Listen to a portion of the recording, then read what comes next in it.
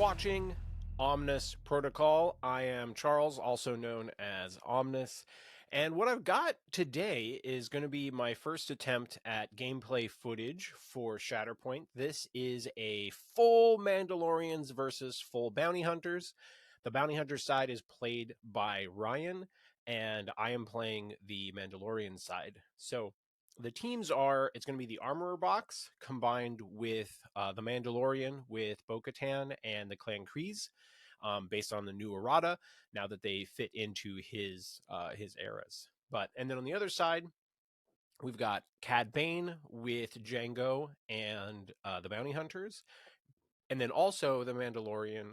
Mandalorian's got Bosk and IG-11. So some really interesting options kind of on both sides. I was very excited to see how this game would unfold. We are playing it on shifting priorities. I kind of skipped ahead, and so you're not seeing the setup or the deployment. I also have it kind of zoomed in, try to make it easier to kind of see what's actually going on. So let me know what you guys think about that. And then I'll also preface this with, this is a single struggle game. We did not have time to play out this entire game, so we knew going into it we were just going to play struggle one, just to kind of get a feel for the teams. And I thought that would make an easy kind of first video for me to go through and do a full edit on. And also a lot of the thinking time is cut out to try to make this kind of a smooth, easy watch for all of you. But I think it's time to just dig into the video. So I'm excited to kind of cover all of this for you. So starting it now. So he won priority. So Ryan reveals Cad as his first character, but he feels like that's not a great way to start. So he does choose to reserve. I apologize. His force ended up getting cut out as I was cropping.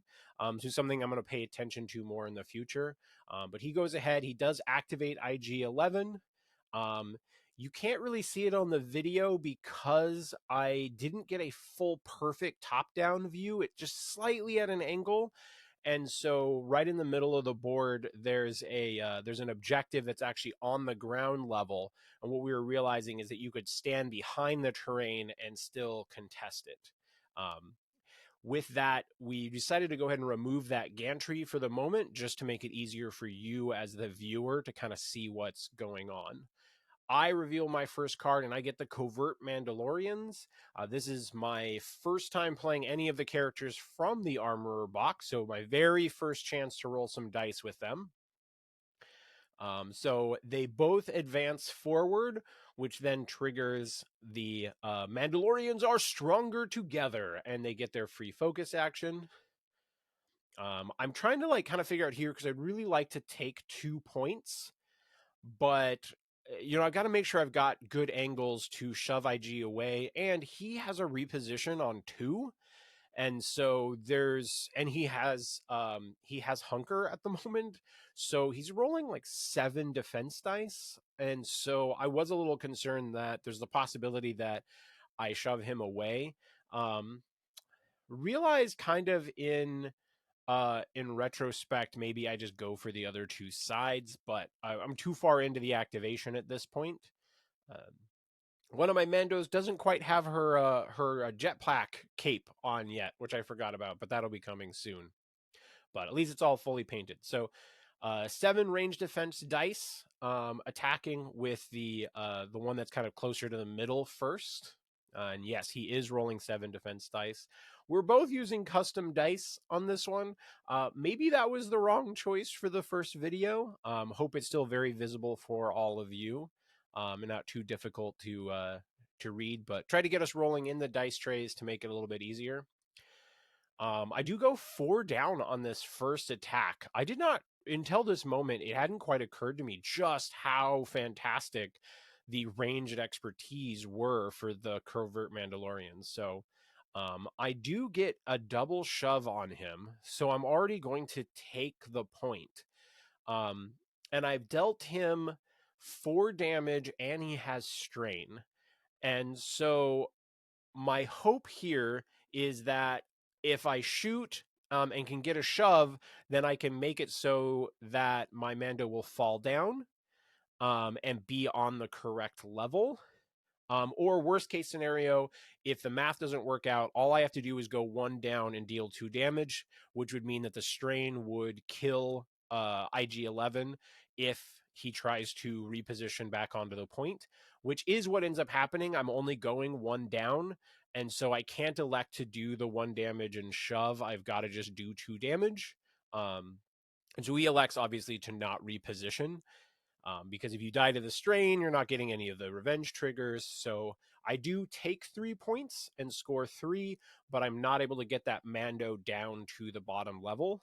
And I didn't want to start on the bottom level because I wouldn't have had line of sight. So that seemed like the best play overall. We decided to go ahead and put that gantry back just to remind everyone that it's there, since you can still see IG-11. He reveals Mando, so definitely going to be a Mando heavy game, but this is a pretty solid play. So he advances forward, um, and then he's going to roll 7 dice ranged attack into the Mando that's kind of on the far left of the screen.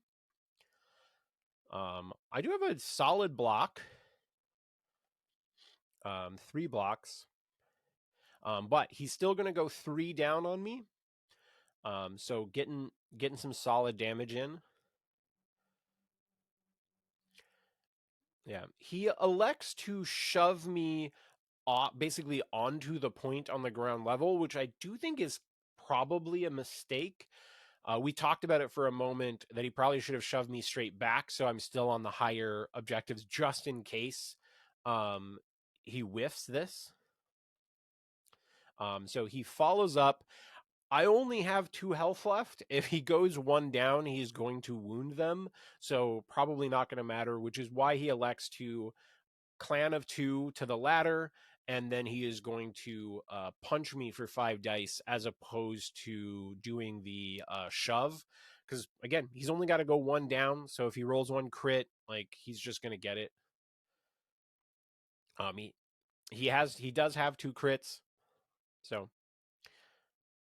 uh, so he gets the 2 damage on me, which gets him a wound, which you can't see on his force, but this does, because he's a bounty hunter, he does refresh and go back to 5 force now, because he had spent 1 to reserve, 1 for clan of 2, and so he maxes back out at 5 with the Cad Bane force refresh, which is pretty sweet when you're running all bounty hunters.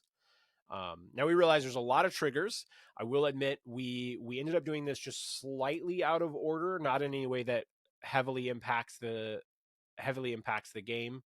Um, um, but yeah, he elects, because there's a wound. Cad Bane can spend a force to jump, which he does elect to do. Um, and you can see I got Mando further up the board, was really my only trigger. So I Shatterpoint, and I decide why not go with armor? It's that time, and so I do a jump on Mando, which doesn't get him to the same level as the objective, that's over on the far right, but it does allow me to get contesting it at least. And so it also gave armor and a dash, and so now she's going to advance. Um, I do get within range of the ingress point to go up. I really would love to not have to spend any force with her here. Um, uh, we realize that that's actually just a little too far out from the ladder, and so I would just place on that side. Um, I do think it's important to get Mando off of this point, so I elect to do the additional dash, the additional jump, which exposes both Mando and the armorer. And so now I'm putting an 8 dice hammer into Mando while he's exposed. He still has a pretty solid block with 4 successes, and the expose actually does nothing here, which seems like that always happens for me. But I got a pretty strong, pretty solid roll with her. Um, and so I am able to knock him down, get a little bit of damage on him, and I score 4 points. Because I'm still basically I'm controlling all three in the middle in this moment because even though he wounded the covert Mandalorians, I'm still technically controlling that kind of hidden point that's kind of hidden under the terrain at the moment. Um, this is also here is a really good discussion that we end up having where Ryan's like, "Oh, is Mando still within?" And I'm definitely feeling like, "Oh, I should be more careful about exactly like making sure I shove them far enough." Because in all honesty, like we were playing it as it lies because that's where I put the model down. I resolved the shove. But in reality, I think I probably could have shoved him further from that objective, and I just wasn't even thinking about it. So it's just a little thing that I wanted to keep in the back of my mind, because it actually happens another spot in this game where I'm like, I need to be a little bit more precise and make sure I'm getting the full shove on these characters when they're moving down, which is I think a really easy thing to forget about. Um, so Ryan ends up revealing Django, which does feel like the right play here because with me controlling 4 points, he really needs to swing multiple points to kind of stay in this game. And Django's one of the better characters in his deck to do that. So um, and I really kind of set him up for this chance for this comeback where if I had been a little bit more precise with Mando or chosen angle that shoved him away from the objective, I may have locked in the struggle win on that play. But that's just a little slip up on my part, a little thing to like keep in the back of your mind. Um, so he's I believe here he's advancing forwards with Django. Um, and then he yanks. So he does the pull and pin on the armor to get her off the point, and it does pull her far enough that she's not going to be contesting that objective from down there, which means that Mando is going to take it. So now he's going, well, how do I get over onto that other side? Because I wasn't able to get my Mando actually onto um, the same level, the same like the correct elevation. What he does is he focuses to jump and he spends a force to jump, and so he's on the right level. So he's able to take two of those from me and score three and gain a momentum. Here I reveal Paz. I don't think this is a great flip for me in this moment, but I definitely don't want to do any reserving. And at least is going to help me get the Clan Kreese up the board. And at least looking at it, I'm going, I think he may have a chance to displace just displace Ryan's Mandalorian. So um he's gonna do a full advance to go past. Um I was considering a couple of things here, but the main thing is just like I just want to try to stay outside of range 2. I want to shoot him. I've got some pretty solid expertise, and I'm hoping I can just go far enough down to get one shove on Mando, which would allow me to follow up onto the point and get him off the point. So he ends up with 2 blocks with a crit to a hit. Um, but I still am able to go 2 down. We both kind of rolled a little below average on that one. I saw how bad his roll was, but then I also rolled a lot of fails too. So he's again not on the correct level, but at least he is there and scores me the point, so I'm able to score 3. So really trying to apply a lot of pressure here. Keep I'm kind of feeling advantaged, but I know Ryan's a really solid player, so he can swing this back at any moment. And so just kind of foot on the gas, that sort of thing. Keep things going as best as I can.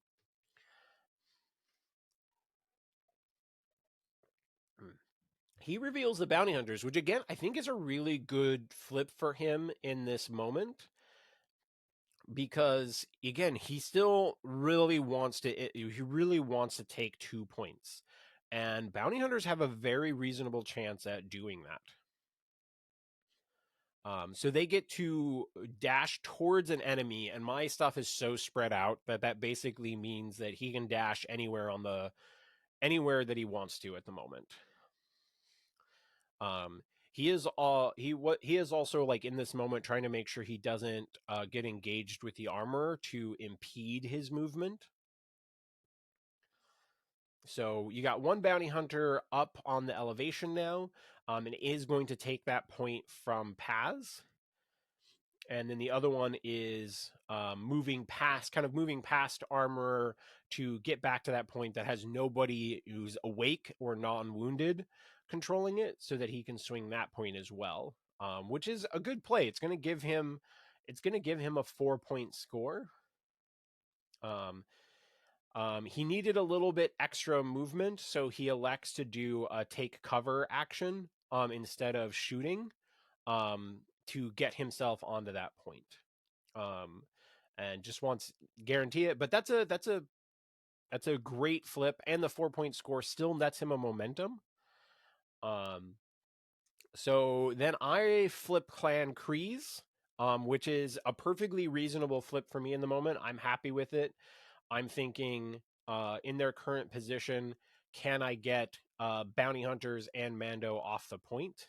Um, after after I start moving them, there is this moment where I regret, where I actually think it would have been better to not have them go after Django and just have them go after the bounty hunters. But I already have kind of committed them. Um, so here I'm contemplating if I shoot now or if I wait. Um, yeah, this is the exact moment where I'm like, maybe it would have been better if I wasn't going after Django. Um, so I decide that I'm going to jump now because I want to take away. I want to take away the hunker and cover bonus from the Mandalorian, or from the bounty hunter that's up on top. And so I just kind of uh it's a difficult thing because the Clan Krees are going to roll less dice and their expertise isn't as good in melee. But I'm just concerned them rolling 3 more defense dice just has such a potential to spike out of my favor. Um, so I'm going to jump that Mando to a spot where I'm outside of range 2 so I can shoot Django, where I think I have a good angle to still shove him because he's kind of like nestled into that doorway of the high ground terrain. And so it's not a straight shot to push him off. And then I go up and I engage that bounty hunter and have a good range, good kind of angle to shove. So I'm going to go ahead and do the melee attack first. So this is 6 dice, 5 plus focus. He has a good block, 4 blocks. Um, I end up with 2 crits out of my dice. He blocks everything else, but the 2 crits gives me what I need. So I end up doing 3 damage and 2 shoves. This is here. I always like having a great opponent like Ryan, where you can just be like, "Here, this is the angle that I want to shove. It's so far on your side of the board. Will you just take care of it?" Um, Now I'm a little worried about Django, but hoping for the best. Um, he again gets 4 blocks. Um, I end up with again 2 crits, so basically the same thing. Um, this is the other situation where I realize that I probably should have been a bit more precise about how I resolved the shove, because we ended up leaving Django on that point, and which is, thing that, in an important game could absolutely backfire on you. And it kind of becomes a problem as the game goes on. So Um, also, right here, what we're doing is we realize that the objective token is just in slightly off position, so we're just kind of like getting it to the correct spot. The place where I put Django down does end up being still contesting, so that's the way that we're going to play it. So again, in retrospect, be careful with those shoves. Even when you're shoving someone down and you know they're not going to be able to score it, see if you can still get them outside of 2. That's a big deal as the game progresses and you need to swing multiple points. So I am able to score 3. Puts keep that pressure on is really like all I can do here, as I'm hoping to carry it out and that he can't make a big swing back. Um, it's Cad Bane time. Um, if I recall, he's had him reserved since the beginning of the game, but needs to get him going at some point. Um, and now we got Clan Kreese on the point. Obviously, if he can wound Clan Kreese, and because Django's still on the point, it would give him a momentum and swing two different objectives. So, so he does the step aside power. So I get to dash, and if I stay on the point, I am exposed and strained. With these, it's always kind of a difficult deliberation. I was concerned that if I just moved him off of the point, that it would give him more flexibility because again, Mando um uh is down there contesting that point. I've gotten Mando off, but I felt like it would be too easy for him to potentially affect multiple things. Um, and so I end up electing to just move him to maybe a slightly harder shove spot and accept the expose and strain. I only block one, but he also rolls pretty bad. Um, so he ends up going 3 down, which is not enough. I believe he had to go 5 down to wound, if I remember correctly. So he's gonna leave me at 2 health, does 5 damage and some conditions.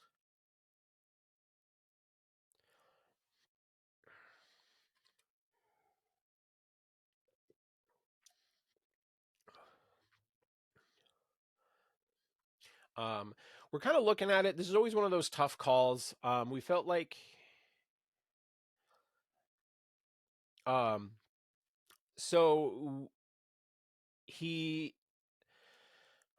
he decides to go ahead and take some recovers because we don't really think that there's a good angle um, because basically the midpoint of the Clan Kreese base is kind of behind the base of the other model, and so the covert Mandalorian. So it's just kind of enough where it was just kind of like a rough angle to get. We did talk about it for a moment um, that I would have Paz down there. So if he wounds the Clan Kreese there, Paz does get to jump up and uh, at CAD. So it's not as big of a swing potential, but that's definitely I think he would have still preferred the wound. Well, actually, no, yeah. If he wounds and Paz can actually shove CAD off the point, or even just being up there, yeah. I guess even if he wounds the Clan Kreese, Paz is going to be up there and stop the change of score, and then Mando would walk because of the wound and be on the point um, to take it from Django. So yeah, it wasn't a great spot for him. So I'm activating armor now. I go ahead and put Paz actually on the point. I'm just figuring that may end up being relevant at some point. Um, in retrospect, I think it would have been smart to put Paz closer to the Clan Kreese. Just when you start thinking about how your other characters get wounded, and you want to make sure that one shove keeps them within range 2 of Paz. Um, and so that's just something to think about in the future. So go ahead and advance. I kind of put the template down and thought about one direction, but kind of just went straight up next to the model because it would definitely be within the advance range. Not spending any force here, so I'm not exposing the bounty hunter. I end up going 6 down. Um, in retrospect, I made a significant mistake here. I mean, I could have chosen to not wound, but what would have been better here is if I moved towards the back point, which you're kind of seeing at the bottom of your screen, and wounded the bounty hunter that had been shoved off by the Clan Kreese, uh, because that taking that point back there would have been better because his Mando can't get to it to take it back. And so I knew at this point already that I was not actually going to take that point because his Mando would just be able to move on to it. So definitely a mistake. I thought about going to that back point and I was weighing the two options and I just totally forgot about the Mando movement if I wound, and I did want the wound. Um, yeah. My clan crees don't have a lot of health left, but yeah, this is the exact point where I'm like, oh man, I definitely should have gone after the back point. That was such a whiff. Um, So he's currently looking at the Bosk, getting a little extra movement in. Um, and with going up the ladder, he is going to be able to see Armorer. Thankfully, Armorer has some pretty sweet defenses, so I'm not super worried about a 5 dice attack. I block 3 with a crit to hit. He ends up going 1 down.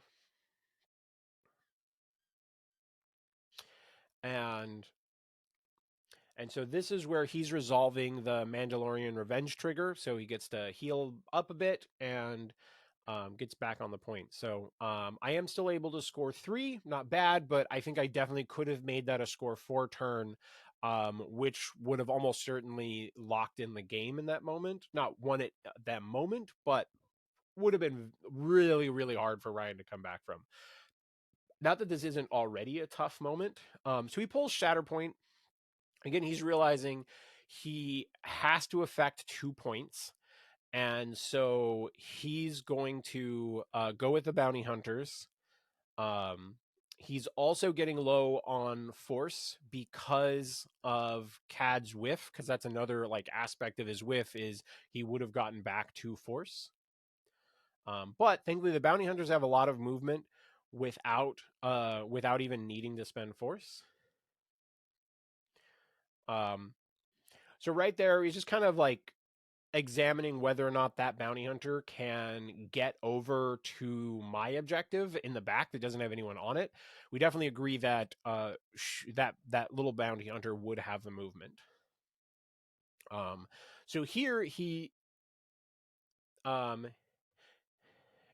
here he shoots at the clan Kreese, but basically gets no successes through and just has an expertise damage. So leaves on 1. Um, so I'm a little like excited in this moment because like maybe I get to do cool paths stuff, but the problem is that he spikes really big here, and so he's got like massive shove potential to get the clan Kreese away from Paz. And this is where I'm like, man, if I had pinned that model um with Paz, then sure it gets wounded, but then Paz gets to do its thing, which I think would have been a big deal there. Um, and so just another little thing, back of your mind, keep thinking about it. First game with Paz, so gonna make some mistakes, but something I want to think about. Yeah, this is where we're double checking to make sure that Paz is outside of range 2 of the Clan Kreese. Definitely is.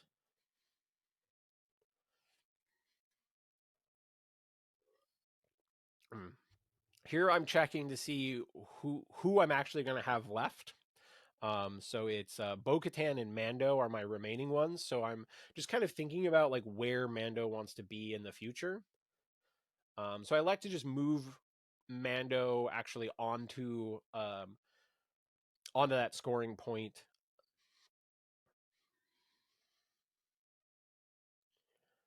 Um, the problem is that like he still has a full movement. Um, um, so we realize in this moment as we're that Mando was overhanging the gantry. So um is engaged with Paz, but is not actually on the objective once we've kind of fixed the overhanging the gantry. And so it's still got a fair amount of movement and can impact points. So moves on to that point, which does flip it because I just have Paz, but Cad Bane is on there as well, so he's able to take that one. and scores 3 points. Because he's still got the back point. He's got the one where the armor is on, and he's got the middle point. So I'm scoring 2. I reveal Mando. I don't want to do any reserving because I really would like to have a force for each of my last 2 activations. So yeah, because like if I reserve and then activate bow, which I would love to activate bow in this moment, the problem is then either bow's activation has to not have a force, or I um, have to do Mando activation without force, and neither one of those sounds great. Sounds great to me. So I'm trying to figure out how I can impact multiple points here, and it's kind of awkward because I kind of want to get like Mando to that back point, but because I left Django still potentially scoring that point, it's just a little awkward. Um, I was hoping that I would flip Bo, and I think Bo could potentially be a game winner here. So I elect. Um, so what I'm doing here is I'm spending for Clan of Two. I know that I can't check range 2 from CAD at the same time as going up the ladder, so I had to pick my ladder position first. And then um, I propel the bounty hunter off the point. Um, who the bounty hunter is definitely off the point, but then this is where I'm remembering, like, oh, damn it, Django is still also contesting that point. So I have to do something about Django as well if I want to retain control of it. The token is marked incorrectly in that moment. I was still controlling that objective. So I'm rolling 7 dice into Django because I just need a shove on Django so that he's off the point. And so just kind of push him into that box. And then I'm going to go ahead and follow up to give me just a little bit of extra movement so that I can advance towards the ladder. This is, again, I know from my side of the table, it's going to be a lot harder for me to place correctly. So I just asked Ryan, can you double check and make sure it looks like I put Mando in the correct? So I walk over to a ladder, go up. I'm able to take that back point and retain control of that side. So back to being 2.2 score away. Um, he's on his last activation, so he is stuck with Bosk, which he can affect the Mando point. But I mean, Mando's a tanky boy, but it's his best opportunity, and so he he advances over, goes up the ladder, and is gonna take his shot on Mando.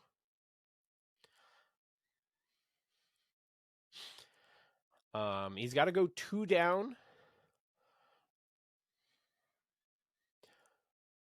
And I end up with 3 blocks and a crit to fail. So he does nothing. He only scores 2.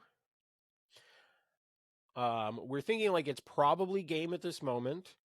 But we were kind of talking about it, and if you're like in a tournament game, you might just like be like, "Oh, are you done with your turn?" But Ryan and I always kind of talk a lot of these things out, trying to learn as much as we can. So he realizes he's got force left, so he's going to go ahead and use the explosive ordnance um, uh, to get Bosk onto that middle point at least, where he can kind of protect it and then make it so Bo's got to go to the far point where the armorer is, which is a lot more movement. But she's got an advance, she's got a jump, and she's got the focus for a dash. And so she can go quite far. So I've got to resolve her movement first. I'm just trying to like, is there anything that's like it's actually relevant to do? Um, uh, it also would have been potentially interesting if Bosk wasn't where he was at. Maybe she she's able to move Mando to that point. Would just be a thing for me to think about in the future. So uh, she jumps, advances, gets the free focus, which then she's gonna dash, and so um, we're kind of thinking of like, do I want to take a shot or something before I get in there to try to, but we look at we're basically what we're checking right now is, does the dash plus range 2 look like it's in? And it's pretty in. It's, it's not too close. It's probably 4 or 5 millimeters. And technically I would have a take cover or a shot. So that's where we call it. That goes ahead and wraps up the game. And I close out that struggle to the point. Very, very interesting game. Definitely would have been fun one to kind of play all the way through, and see what the second and third struggle is like for these teams. Just because obviously a big advantage of Armorer is the effect on struggle 2 and 3, where you're not feeling that force penalty. Whereas I put a lot of pressure on his team as well, right? With um, he's got IG-11, who's strained with 3 health. He's got, the bounty hunters have already been wounded once. Um, so it was a very interesting game. Ryan's a fantastic player. We're both experimenting a bit. I like both of these teams and would like to play both of them more. So yeah, big excitement. I think the Mandalorians are going to be a really interesting, even more interesting part of the metagame going forward. And hope everyone enjoyed this video. And I'm going to be working on a full game next. But I think every once in a while doing some of these single struggle games is still fun and kind of a digestible amount of content. So that's where we're going to wrap things up. And I'll just say, obviously it's a YouTube video, so the most OP thing that you can do is like and subscribe. Later, nerds.